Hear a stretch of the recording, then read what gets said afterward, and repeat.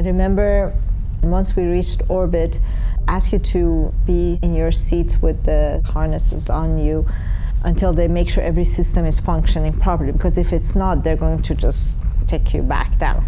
And finally, everything checked out, and they said, okay, you can open up your seatbelt.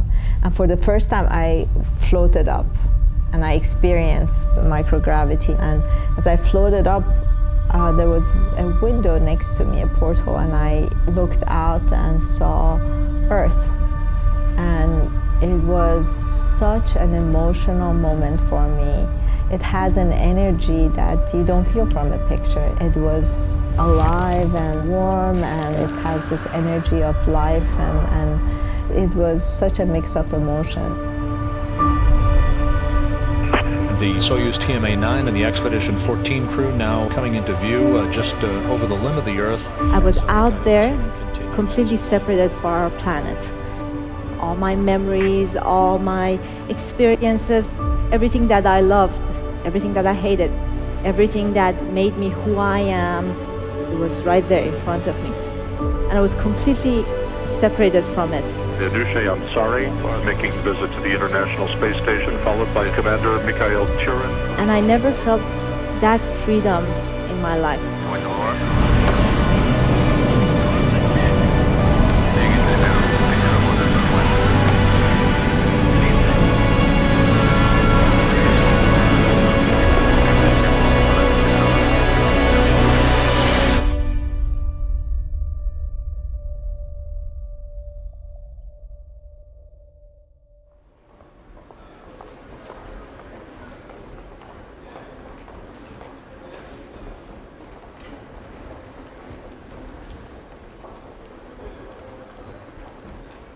All right, Anousheh, thanks for sitting down with us. I'm excited to have you. I want to go through just the adventure you've been on, essentially, and what got you to here, and then we'll also touch on what you see for the future, which I'm excited to hear about. So, young Anousheh is born in Iran. Tell me about that growing up there.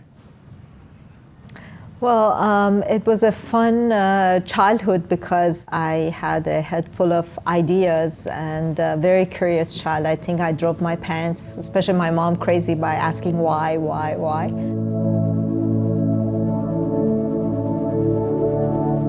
As a child, we would sleep outside summer nights, and I would just gaze at this beautiful night sky and ask these questions about why am I here? What are those shiny objects out there? Is there someone else out there?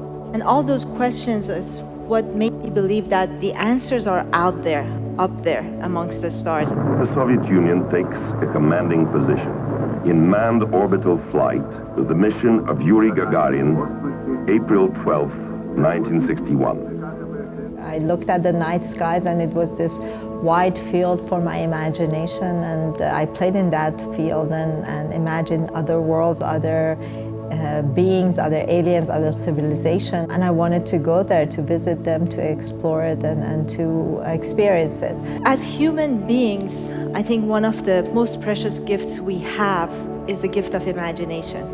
And imagination is like a spark, an idea, something that would just start in our head, and it may be because of, something we saw someplace or something we watched on TV. I grew up watching Star Trek.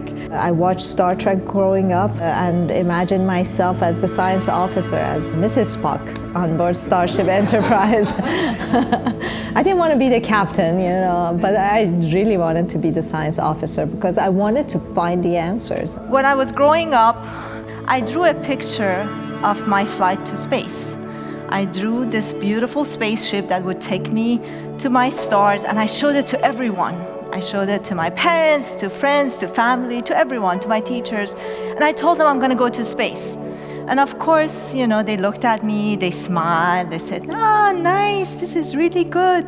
How are you going to go up there?" I said, "This is my spaceship." And they looked at me, and I could tell that they were not taking me seriously. So it became my passion and something that drove me to study math, science, engineering, physics. So it's been a blessing for me. As we explore the reaches of space, let us go to the new worlds together. Not as new worlds to be conquered, but as a new adventure to be shared. July 1969 AD.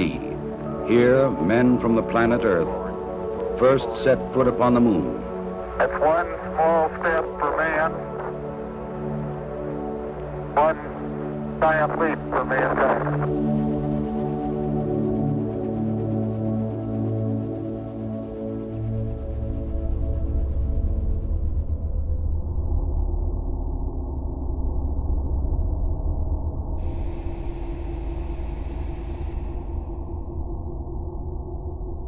My entire life, there's been a ton of turmoil in Iran. What was the climate like there when you were growing up?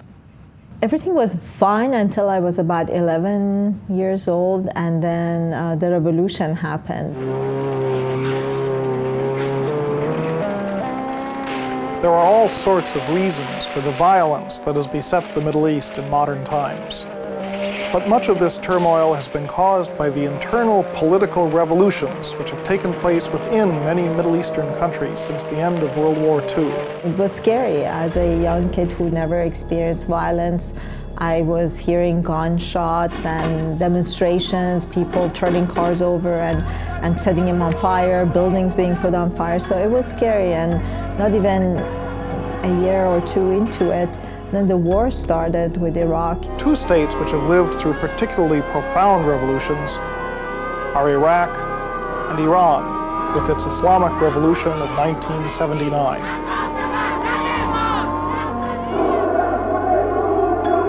We had bombings and air sirens. I was not old at that time, but still was older than the rest of the kids around me. So I became like the one that calmed them down when the sirens went off, and having to go to shelters, and everything was rationed, fuel, food.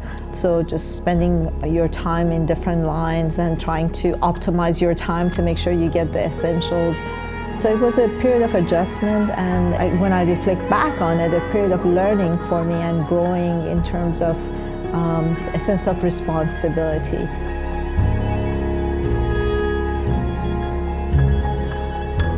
My father worked for a wine producing company before the revolution. So when the revolution happened, they shut down the factories, of course, and he went out of job. So he was at an age where he thought that he's set for life, and he had a nice career, and he was the head of sales, and he had all these plans for retirement, and all of them were just poofed, out of reach now for him. I was getting older and getting closer to the age of wanting to go to university, and part of the acceptance criteria is to do sort of an interview with the neighbors and see the background of your parents, sort of a background check. And I knew I won't pass the background check, so my chances of getting accepted was slim. And that's when we decided all to move out of Iran and come to US. The Soyuz 2 flight by 3 Russian cosmonauts successfully linked up with the orbiting Salyut space station. After a record-breaking 23 days, Russia's history-making mission has ended in tragedy for the 3 pioneer cosmonauts. The 3 heroes died mysteriously when their capsule plunged back through the Earth's atmosphere. Their tragic end now raises serious doubts about the safety factor in America's plans for their...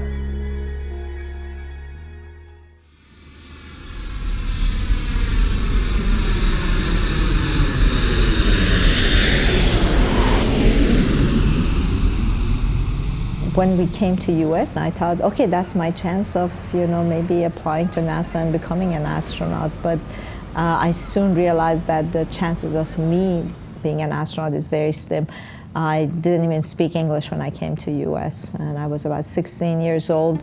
My aunt drove my sister and I to school, and she gave me a piece of paper. It's like, you go figure it out. So we went to the school. It was this massive school. Lots of people, everyone was walking around, and I'm standing there like, I didn't know what I'm going to do. And I waited until everyone went to the classrooms and the hallways were empty, and someone approached me and of course asked me what I was doing there. I'm sure I didn't understand what they're saying, so I showed them the paper and I started, speaking in French. And I think she understood that it was French, so she went and got the French teacher. And then she helped us figure things out. And so we had the English as a second language class. So I started learning English. Took a lot of math courses because the language of mathematics is universal. So even though I couldn't read English, I could solve the equations. So it took me the next year to finish high school and then go to college. Flight 7 carried the first 5-person crew, including the first American woman to fly in space, Sally Ride. John, we have had one more of those intermittent dropouts, but the spas came right back up and no other problems.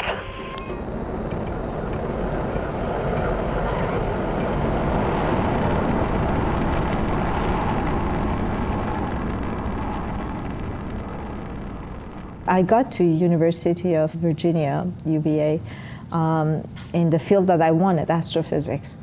And my mom looked at it and she told me that I didn't speak English well.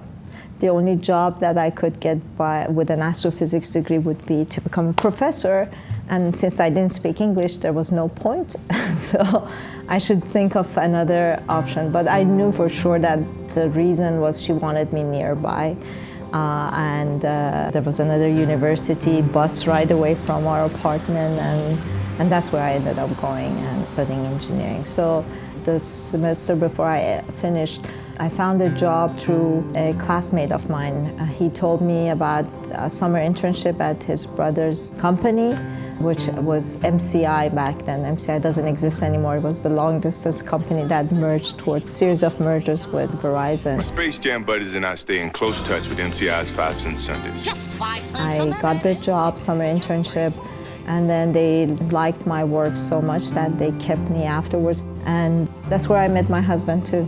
So my brother-in-law is the one who introduced me to the job, and 3-4 years later we got married, and that's how my whole career started at MCI.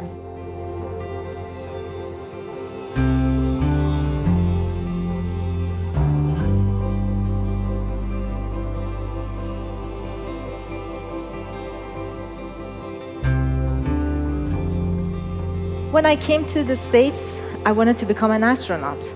I thought, well, this is my chance, this is my opportunity. But, you know, things were different. I had to study, I had to find a job. So I became an engineer. I was very happy with the career path that I had taken. I was very successful. But there was this thing missing for me, and this passion that I had inside that I decided I'm not going to let go. I had no idea how I'm going to go about making it happen and making it a reality, but I figured that as long as I have it alive inside my heart, that I'll find a way. MCI decided to move the engineering group to Texas, to Dallas area. And after visiting Dallas, we decided we don't want to move. So we talked about what's next, and why don't we start our own company? We would come up with these ideas for new services for the telecom industry, the industry we knew. And that was successful, and then we started our own company building software products. So we sort of were hitting on all marks, and it was the same time that Dennis Tito had convinced the Russians to take him on a trip to space station.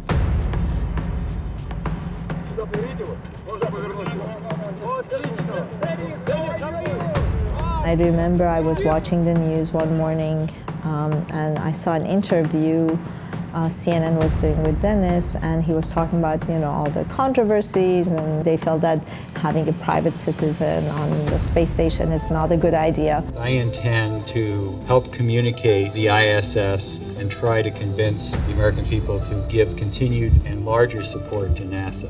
So I was watching this thing and I'm like, wow, this is the way I could go to space. You know, I knew that my chance of becoming an astronaut was not great at all, but I figured that if he can figure out a way to go as a private astronaut, I could follow his footsteps and do it. And I just knew that now I just need the money, because that required a lot of money, and we didn't have any money. We had put all of our savings and everything we owned in the company. So it became a motivation actually for me to try to grow the company and try to use that to fund my space hobby.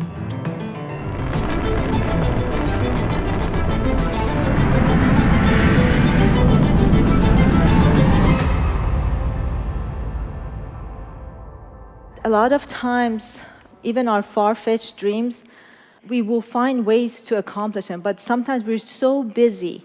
We have our head down and we're doing our day-to-day job and doing the things we're supposed to do that we don't even see those opportunities. We don't even recognize them when they come around.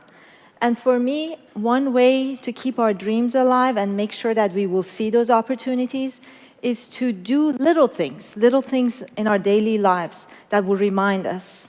And that's what I did. This is actually how I dressed to a big employee meeting that I had, and I made my entire management team dress up in Star Wars costume.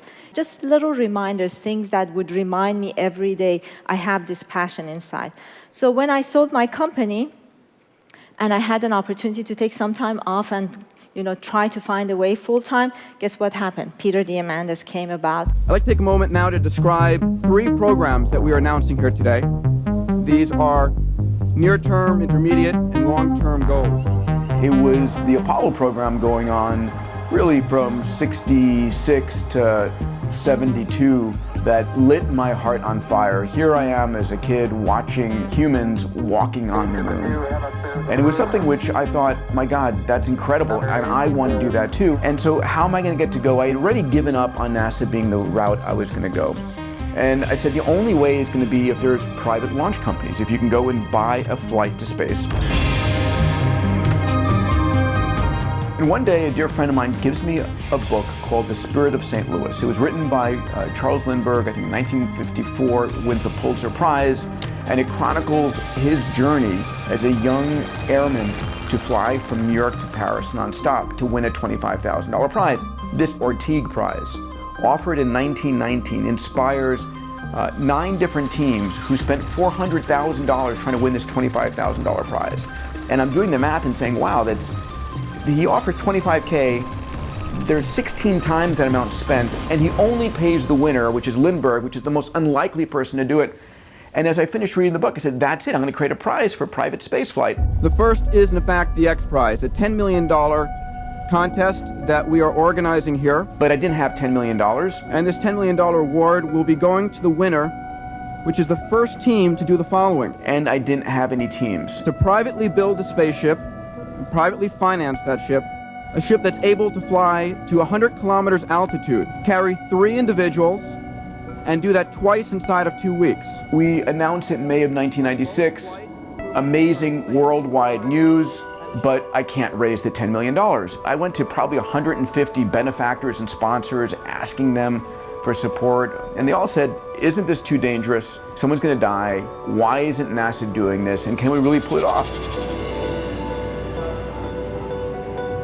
In all of my interviews, I had always talked about my passion for space and wanting to be an astronaut and fly to space. And Peter read one of these interviews and decided that, I need to speak to this person. She had just sold her company to Sonos Networks for $1.3 billion and went on vacation to Hawaii for, I think, 6 months. I tracked her down. My assistant called me, it's like, there's this guy who calls and he's, I keep telling him you're not here.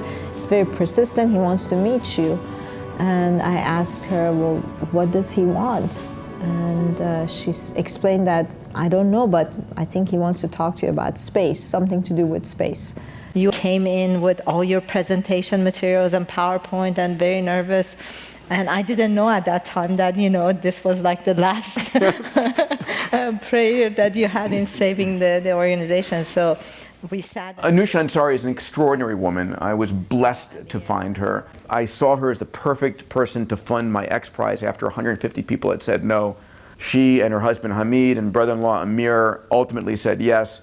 And we renamed it the $10 million Ansari X Prize in her honor. The winning team was the team funded by Paul Allen, Mojave Aerospace. So we were in Mojave waiting for the flight to happen. We're live here at the Mojave Airport on the ground, but as you can see... And they were putting these sacks of sand because the requirement was that you had to carry the equivalent weight of 3 people. Release. Arm. Fire.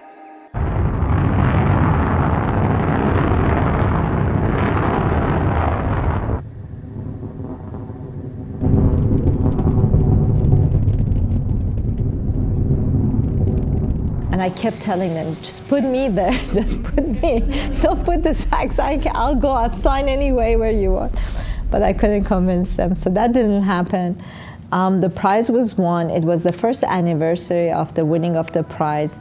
We were celebrating with people from all the different space agencies, astronauts, entrepreneurs. If I could please ask the Ansari family, Anousheh, Hamid, Amir, please stand up, pal. You are such an important part of our legacy. One of the co-founders of Space Adventure came to me and said, Anousheh, you always talked about going to space. Do you want to learn more about the Russian space program, which Dennis Tito flew on? There's a Japanese businessman who's going, but he doesn't have a backup. And if you really want to learn about the program, what better way to just go and train there and you get to meet everyone.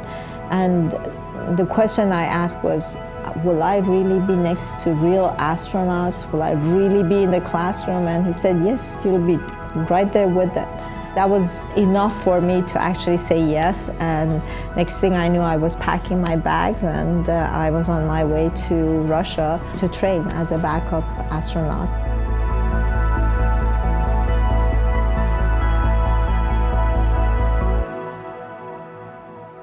There's some fun stories we've talked about before there we'll get to in a second. You're training as a backup, but you have this incredible drive and focus. Obviously you didn't know what was going to happen, but I guess you were prepared it could be a chance. But what kept you driving towards just working your hardest as a backup?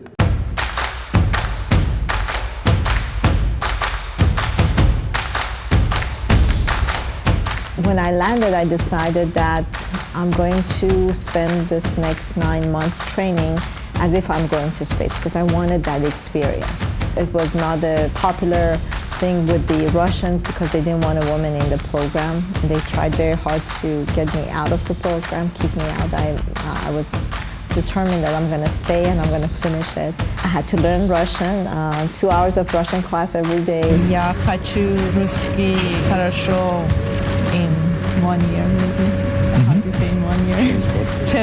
We had physical training, simulation training, just learning all the different systems on board the space station, on board the Soyuz. Met a lot of, cosmonauts, European Space Agency astronaut, NASA astronaut. So it was an amazing time for me, really. I was, in heaven.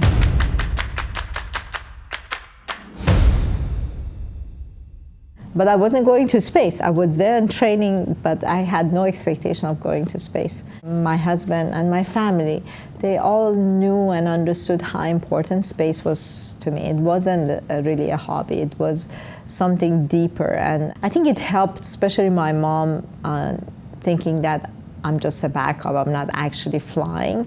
So she's like, oh, she's just in Russia, I traveled a lot anyway. But when the transition happened from the secondary crew to primary crew, then it was very difficult.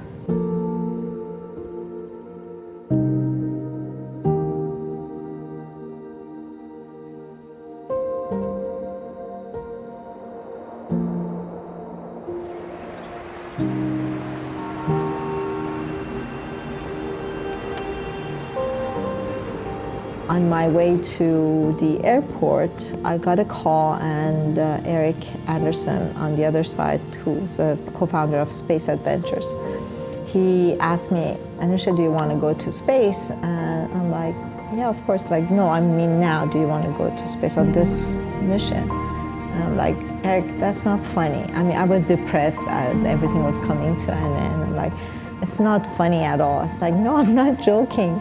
Do you really want to go? Because the person who was supposed to fly developed kidney stones, so he disqualified. And they told me that, do you want to take his place? And I thought they're just playing a joke. And I didn't believe them. I said, that's not a funny joke. So they said, no, seriously, do you want to go to space? And when I really realized they were serious, I screamed so loud, I don't think I have ever screamed that loud in my entire life. I said yes, screaming, of course. And it took a lot from my mom especially, but she again knew how important this was to me, and she didn't want to be the one standing between me and my dream. So she cried the whole time. She was on tranquilizers, but she never said don't go. She's like, I know you'll go and you'll come back to me because this is what you've been born to do.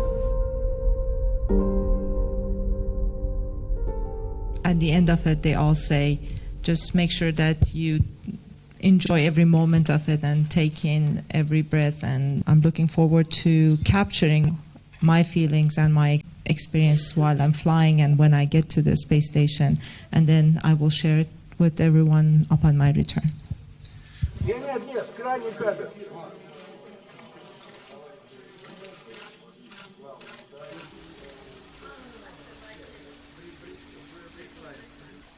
3 weeks before the flight, we all arrived. We went to what they call the Cosmonaut Hotel, and it's just a compound that's quarantined from everyone else. So the thing that was very difficult was I had not seen my family because I was in training before that. So we had to find a way to get them visas and somehow get them to come and see me before my flight.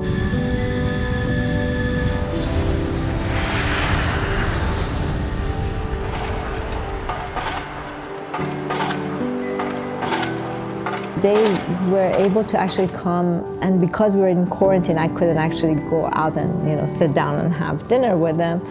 So I was in this room with a glass in front of me, and they all came in. And I remember clearly they wouldn't come close, and they couldn't hear me. I had to speak to a microphone. They had to speak through a microphone. And they all just stood there, and then one by one they started crying as if I was already dead. And I'm like, it was really, really emotional. So finally I got them to come closer and spend maybe an hour together, and then they left. And the next time I saw them was as I was walking to the bus to take me to the rocket. So that was the hardest part of it.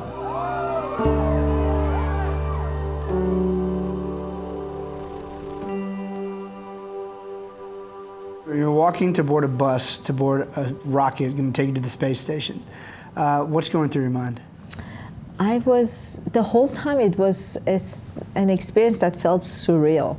It all happened so fast that I kept thinking, this must be a dream. I'm dreaming and I'm just going to wake up, and I was waiting for the time that I would wake up. I kept thinking that I would be very nervous and scared as I was getting closer to the launch. But the closer I got, the more relaxed I was getting. And I had this calm and very grateful sentiment inside when I boarded the bus and then boarded the capsule. T-minus 45 seconds to launch.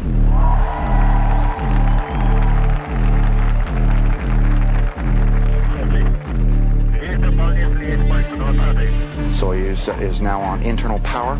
Automatic launch sequencer is on. T-minus 25 seconds and counting. This is what I always wanted to do, and the only thing I was anxious about is making sure that I will be in space. If something was supposed to blow up, I was just praying that please blow up after I'm in space. I didn't want all this to be for nothing. 5 seconds to launch. 2, 1.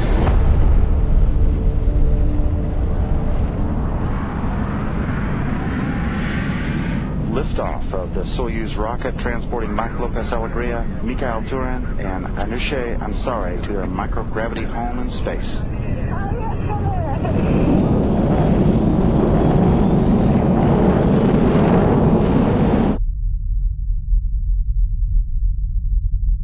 Once we reached orbit, ask you to be in your seats with the harnesses on you until they make sure every system is functioning properly, because if it's not, they're going to just take you back down. Finally, everything checked out, and they said, okay, you can open up your seatbelt.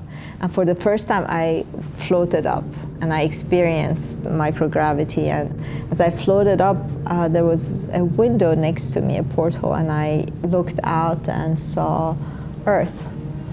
And it was such an emotional moment for me.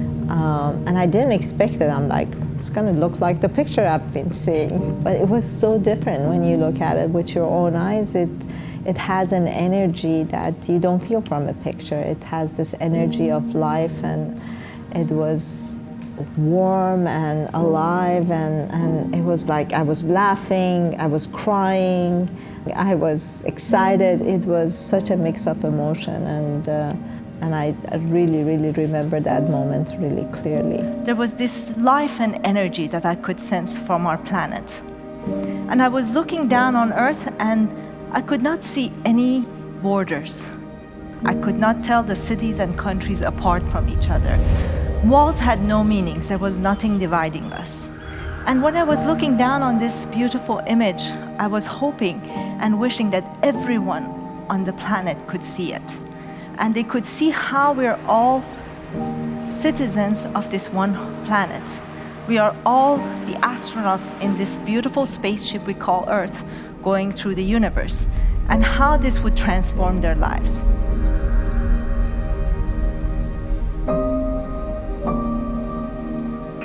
The Soyuz TMA-9 and the Expedition 14 crew now coming into view just over the limb of the Earth as Mikhail Turin continues his flyover. We are performing the roll maneuver. We have contact. Contact and capture confirmed at 9:21 a.m. Moscow time, 12:21 a.m. Central Time. It took about 2 days to get to the space station. Congratulations on a beautiful launch. Thank you. I wouldn't be here without you.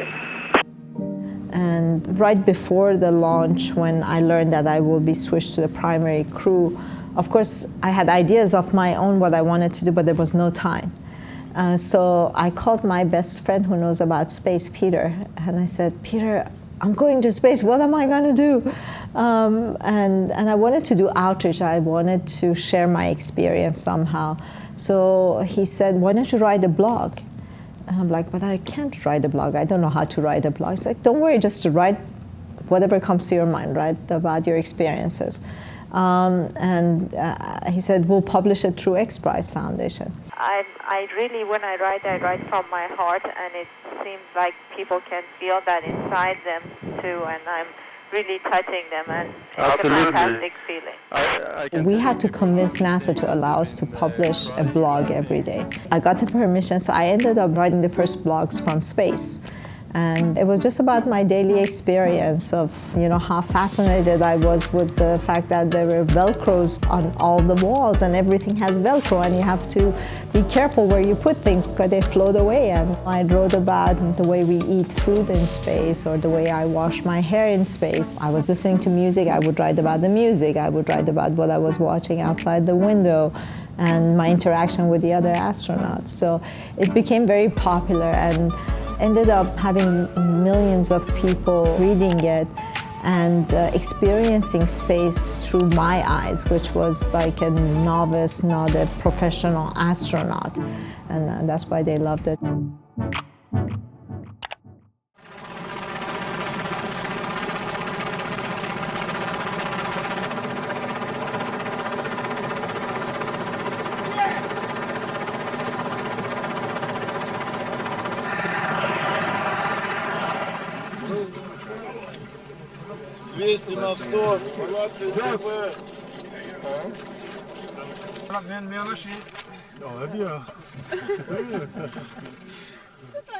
فقط میخوام بگم متشکرم برای همه مهربونیشون، برای همه پیغامای خوبشون، و امیدوارم که بتونم جوابای همه پیغامایی که برام گذاشتم بدم. مرسی.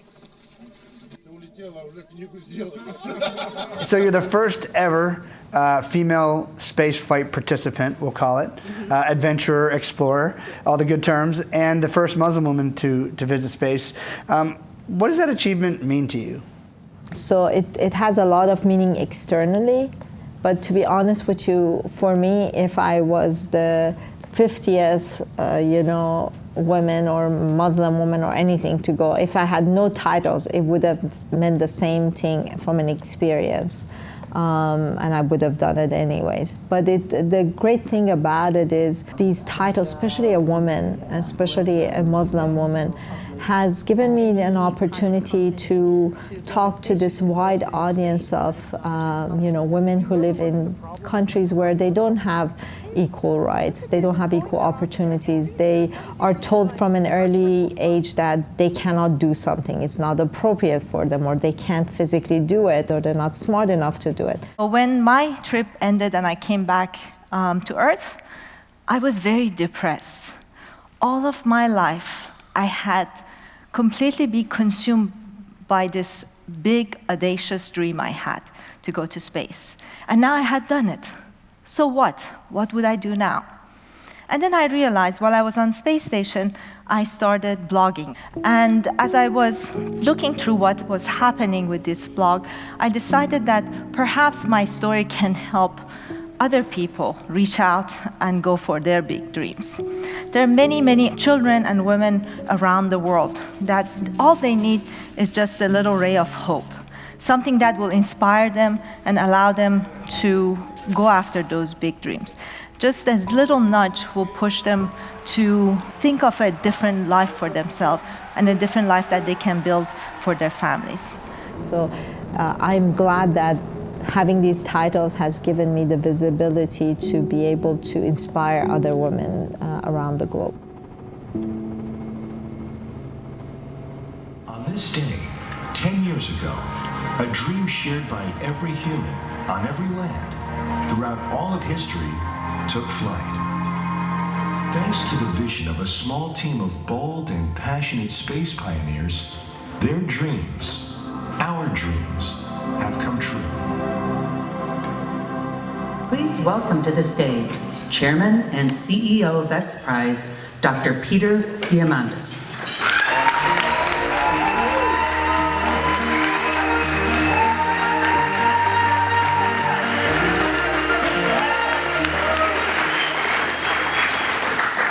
It is so wonderful to have all of you here. It truly, truly is. Just tremendous reunion of a family who dares to dream. It really was an amazing journey of unknown 10 years ago, because at first we had no idea where the money was coming from. Then we had no idea whether we could really pull this thing off. And then we had no idea if the vehicle would actually work as advertised. I remember at the 10th anniversary celebration of the Ansari X Prize, I asked you a few things about what was next for you in the X Prize, and I don't think you had the answers that turned out to be true, but tell me what happened in the last couple of years with you and the X Prize. What I had no idea was that I would join X Prize as full-time as a CEO. Allow me to bring on stage an amazing person, Anousheh Ansari.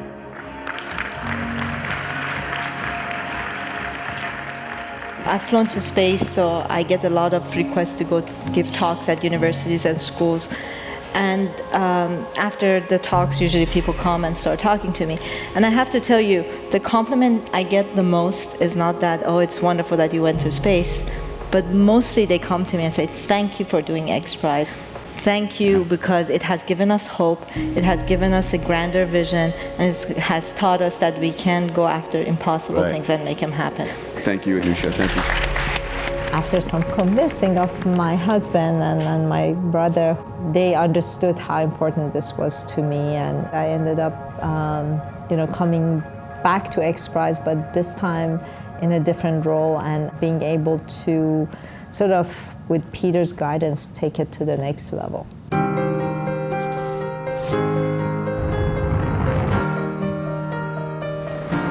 The X Prize Foundation runs incredible large-scale competitions around the world that set very clear, measurable, objective goals.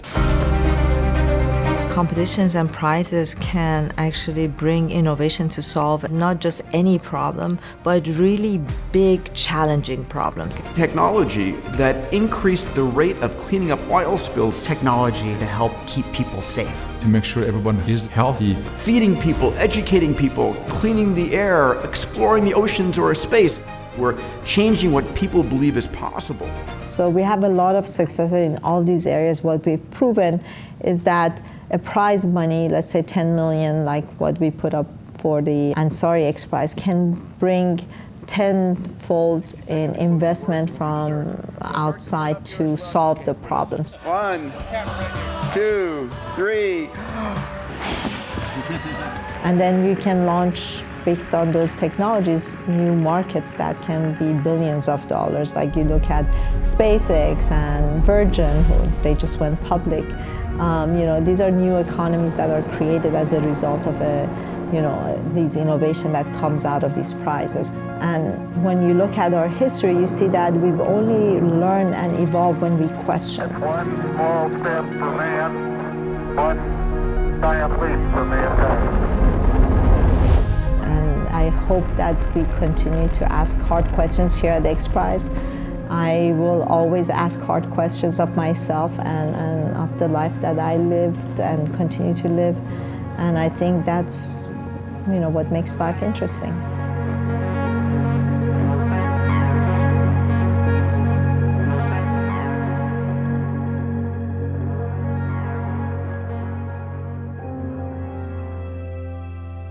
One thing I learned about my experience of going to space, it wasn't just about going to space. It was about the whole journey. I like to share this from Charles Lindbergh because afterwards when I read it, I felt so close to what he said about his experience of flying solo across the ocean. He said, "I owned the world that hour as I rode over it, free of the earth, free of the mountains, free of the clouds, but how inseparably I was bound to them." That's how I felt when I was on the space station. And I never felt that freedom in my life. I told everyone, I'm going to go to space. They looked at me and I could tell that they were not taking me seriously. So I decided I'm going to prove them wrong. So I did. I did go to space, and I did go to space on a rocket ship that resembled what I drew, just to prove them I could predict the future.